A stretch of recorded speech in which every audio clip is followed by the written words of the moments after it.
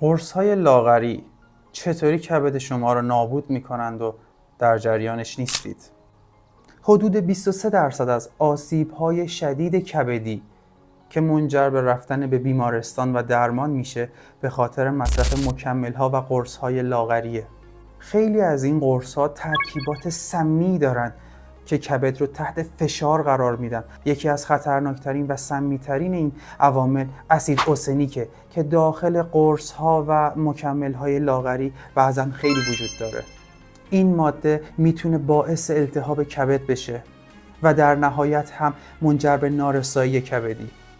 شاید اولش متوجه نشید ولی یه سری علائم مثل ضعف، بیحالی، خستگی، زردی پوست، زردی چشم و درد شکم و در نهایت اون هم نارسایی کبدی از مضرات این ماده هستش.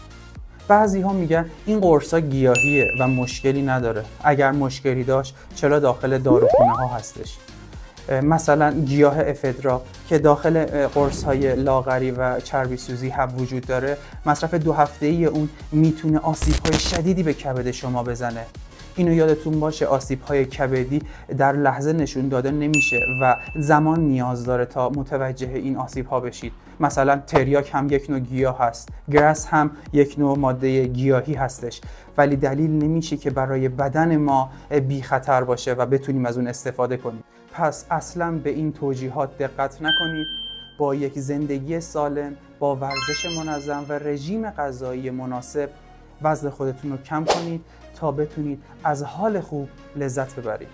امیدوارم همیشه سالم و تندرست باشید.